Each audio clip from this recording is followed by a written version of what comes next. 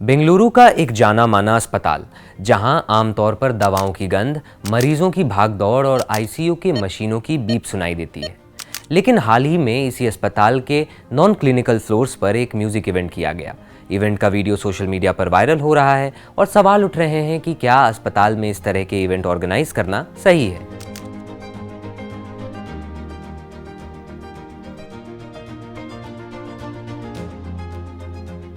Organisers का कहना है कि उनका मकसद लोगों के मन से अस्पताल का डर निकालना था, लेकिन आलोचक इसे मरीजों और उनके परिवारों के प्रति इनसेंसिटिव बता रहे हैं। लेकिन इस विवाद की असली कहानी सिर्फ एक म्यूजिक इवेंट तक सीमित नहीं है। सवाल ये भी है कि जिस अस्पताल के मरीज स्ट्रेस, पेन और अनसर्टेनिटी से गुजरते हैं, वहाँ के डॉक्टर और मेडिकल स्टाफ खुद किस मानसिक तनाव में काम करते हैं। क्या है ये विवाद, समझेंगे इस वीडियो में। नमस्कार, मेरा नाम वरुण है और आप देख रहे हैं जिस्ट।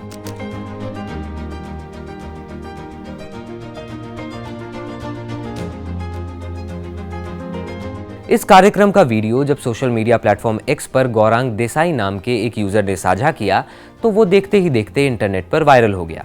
वीडियो में अस्पताल के कॉरिडोर्स के भीतर लाइव म्यूजिक का तामझाम सजा हुआ दिख रहा है। इसे साझा करते हुए ऑर्गेनाइजर्स ने लिखा कि लोग अस्पतालों से डरते हैं और ये भूल जाते हैं कि हम में से ज़्यादातर लोग यहीं पैदा हुए थे। जिंदगी में पहली बार आप जिस कमरे में दाखिल हुए थे वो एक अस्पताल का ही कमरा था। शनिवार की रात बेंगलुरु को इसी बात की याद दिलाने के लिए अस्पताल लाइव म्यूजिक का ये प्रोग्राम ऑर्गेनाइज करवा रहा था। ऑर्गेनाइजर्स का तर्क ये है कि वो अस्पतालों को लेकर लोगों के मन में बैठे डर और हिचक को कम करना चाहते हैं, ताकि लोग इस जगह को एक नए नज़रिए से देख सकें। उन्होंने इसे एक बेहद सेंसिटिव, थॉटफुल और यूनिक अप्रोच बताया। लेकिन जैसे ही ये वीडियो सार्वजनिक हुआ, इंटरनेट पर लोगों का गुस्सा और तीखी प्रतिक्रियाएं फूट गईं। लोगों ने सवाल उठाया कि इस तरह के आयोजन की मंजूरी आखिरकार किसने दी। इसे पूरी तरह इनसेंसिटिव और इर्रिस्पॉन्सिबल बताया गया। एक यूजर जिनका अपना परिवार अस्पताल चलाता है, उन्होंने भावुक होकर लिखा कि वो इन्हीं कॉरिडोर्स में लोगों को रोते हुए, परिवारों को अपनों की सलामती की खबर का इंतजार करते हुए और अपनी जिंदगी के सबसे बुरे दौर से गुजरते हुए देखकर बड़े हुए हैं। ऐसे दर्द से भरी जगह को सैटरडे नाइट पार्टी के म्यूजिक वेन्यू में तब्दील कर देना दिल को बेहद गलत लगता है। एक दूसरी टिप्पणी में कहा गया कि अस्पतालों में मरीजों की थेरेपी के लिए म्यूजिक और आर्ट का सहारा लेना एक अलग बात है, लेकिन एक अस्पताल को सैटरडे नाइट की महफिल बना देना बिल्कुल अलग और गलत है। ये बहस इतनी गंभीर इसीलिए हो गई क्योंकि ये कोई खाली पड़ी इमारत या फिर सामान्य पार्टी हॉल नहीं था। ये एक पूरी तरह सक्रिय हेल्थ इंस्टीट्यूट था, जहाँ कई मरीज जिंदगी और मौत से जूझ रहे थे और उनके परिवार खामोश दुआएं मांग रहे थे। भारत में डॉक्टर्स और बाकी मेडिकल स्टाफ का काम पहले से ही लंबे वर्किंग आवर्स, मरीजों और गंभीर इमरजेंसी सिचुएशंस के बीच चलता है। डॉक्टर्स पर काम का प्रेशर और मेडिकल स्टाफ पर बढ़ता तनाव किसी से छिपा हुआ नहीं है।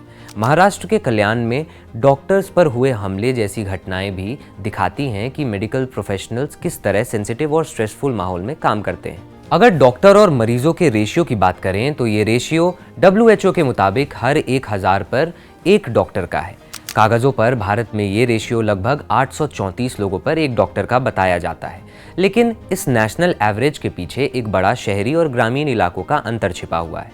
देश के करीब 80% डॉक्टर्स शहरी इलाकों में केंद्रित हैं, जबकि ग्रामीण इलाकों में 65% से ज़्यादा आबादी रहती है। यानी जहां मरीजों की ज़रूरत सबसे ज़्यादा है, वहां डॉक्टर्स और हेल्थ फैसिलिटीज़ की कमी आज भी बड़ी चुनौती बनी हुई है। बड़े सरकारी और निजी अस्पतालों में भी स्थिति आसान नहीं है। मरीजों का लोड, लिमिटेड बेड्स और लगातार काम करते डॉक्टर्स, नर्सेज और पैरामेडिकल स्टाफ के बीच अस्पताल का माहौल पहले से ही बेहद तनावपूर्ण होता है। ऐसे में एक सक्रिय अस्पताल के भीतर पार्टी जैसा आयोजन स्वाभाविक तौर पर यह सवाल खड़ा करता है कि अस्पताल की गंभीरता और ऐसे आयोजन के बीच संतुलन आखिर कैसे बनाया जाए। यहीं से इस पूरे विवाद के दो अहम पहलू सामने आते हैं। पहला, क्या ऐसे आयोजन अस्पताल की गंभीरता और मेडिकल स्टाफ की मेहनत को हल्का करते हैं? और दूसरा, क्या अस्पताल के नॉन क्लिनिकल हिस्सों में मरीजों के इलाज और देखभाल को प्रभावित किए बिना ऐसी गतिविधियां आयोजित की जा सकती हैं? ऑर्गेनाइजर्स के मुताबिक प्रोग्राम अस्पताल के OPD डिपार्टमेंट के पूरी तरह बंद होने के बाद ही शुरू किया गया, ताकि काम और डॉक्टर्स की सर्विसेज पर कोई असर ना पड़े। प्रोग्राम सिर्फ नॉन क्लिनिकल फ्लोर्स तक सीमित था, जबकि मरीजों के वार्ड और कमरे पूरी तरह प्रतिबंधित क्षेत्र थे। इसके अलावा इमरजेंसी के सभी रास्तों को पूरी रात खुला रखा गया ताकि किसी भी इमरजेंसी सिचुएशन में मेडिकल सर्विसेज में कोई रुकावट ना आए। प्रोग्राम को लेकर कुछ और सख्त नियम भी बनाए गए थे।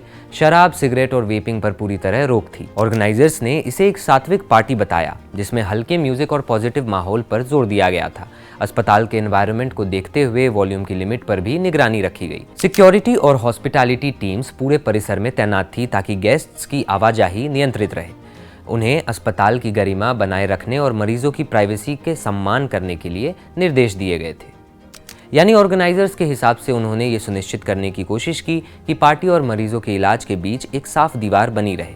और अभी तक ऐसा कोई सीधा प्रमाण सामने नहीं आया है कि इस आयोजन की वजह से किसी मरीज के इलाज में परेशानी हुई हो।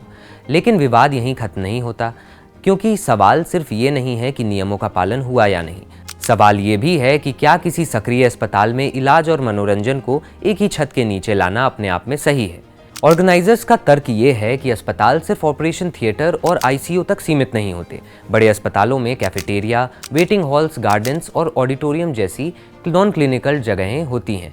दुनिया के कई मॉडर्न हॉस्पिटल्स में आर्ट और म्यूजिक का इस्तेमाल लंबे समय से मरीजों और उनके परिवारों के अनुभव को बेहतर बनाने के लिए किया जाता है। अस्पतालों में gift shop, cafeteria, prayer rooms और गार्डन जैसी सुविधाएं पहले से ही मौजूद हैं। ऐसे में सवाल ये है कि अगर इन जगहों को नॉर्मल माना जा सकता है तो अस्पताल के किसी नॉन क्लिनिकल हिस्से में वीकेंड पर यह प्रोग्राम आयोजित करना अपने आप में गलत क्यों माना जाए। मेडिकल साइंस में भी संगीत की भूमिका को पूरी तरह खारिज नहीं किया जाता। म्यूजिक थेरेपी का इस्तेमाल मरीजों की एंग्जाइटी और स्ट्रेस कम करने के लिए किया जाता है। कई स्टडीज में ये देखा गया है कि सर्जरी से पहले म्यूजिक सुनने से मरीजों की घबराहट कम होती है। कुछ केसेस में ये रिकवरी और स्ट्रेस से जुड़े हार्मोन्स के लेवल पर भी पॉजिटिव असर डाल सकता है। इसके अलावा हॉस्पिटल्स को लेकर लोगों के मन में मौजूद डर भी एक समस्या है। अगर कोई व्यक्ति हॉस्पिटल जाने से घबराता रहे तो बीमारी की जांच और इलाज में देरी हो सकती है। इसीलिए अस्पतालों को कम डरावना बनाने की कोशिश को पूरी तरह गलत नहीं कहा जा सकता।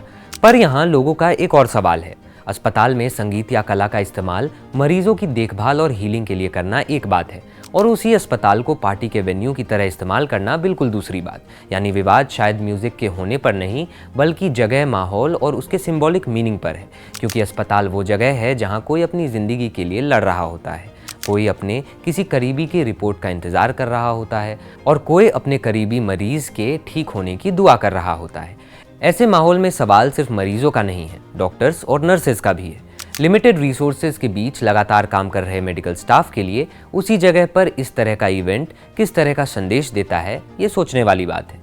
ये संभव है कि ऑर्गेनाइजर्स की मंशा अस्पतालों को लेकर लोगों के डर को कम करना और एक अलग तरह का सामुदायिक माहौल बनाना रही होगी। लेकिन अच्छी मंशा और सही तरीका हमेशा एक चीज नहीं होती। इस मामले में दोनों बातें एक साथ सच हो सकती हैं कि सोच सकारात्मक थी, लेकिन उसका तरीका लोगों को असहज कर गया। अस्पतालों को ज्यादा पीपल फ्रेंडली और कम डरावना बनाने का कॉन्सेप्ट अपने आप में गलत नहीं है, लेकिन उसके लिए जगह, समय और एक्टिविटीज की सीमाएं बेहद जरूरी हो जाती हैं।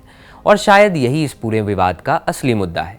ये सिर्फ एक सैटरडे नाइट के म्यूजिक इवेंट का सवाल नहीं, बल्कि ये तय करने का सवाल है कि हमारे अस्पतालों की प्राथमिकता क्या होनी चाहिए और उनकी सेंसिटिविटी की सीमा कहाँ तक तय होती है। सुपर हेल्थ बेंगलुरु में इस आयोजन के लिए नियम बनाए गए थे। क्लिनिकल और नॉन क्लिनिकल हिस्सों को अलग रखा गया था और किसी मरीज को सीधे नुकसान पहुंचने का कोई प्रमाण सामने नहीं आया। फिर भी लोगों की प्रतिक्रिया बेहद तीखी रही। किसी ने इसे इनसेंसिटिव बताया तो किसी ने उन अस्पताल के कॉरिडोर्स को याद किया जहां उन्होंने लोगों को अपनों के लिए रोते और जिंदगी के सबसे मुश्किल दौर से गुजरते देखा था। दोनों पक्षों की अपनी वजह है, लेकिन सबसे बड़ा सवाल यही है कि जब कोई अस्पताल पहले से ही मरीजों के इलाज के भारी प्रेशर में अपनी पूरी कैपेसिटी में काम कर रहा हो तो उसकी पहचान क्या होनी चाहिए? क्या वो सिर्फ जान बचाने और इलाज का एक केंद्र माना जाना चाहिए, या फिर उसके भीतर समाज के लिए दूसरी एक्टिविटीज़ की भी जगह हो सकती है? इस बहस पर आपकी क्या राय है, हमें कमेंट्स में ज़रूर बताएं। देश और दुनिया की बड़ी खबरों के लिए देखते रहिए जिस्ट। शुक्रिया।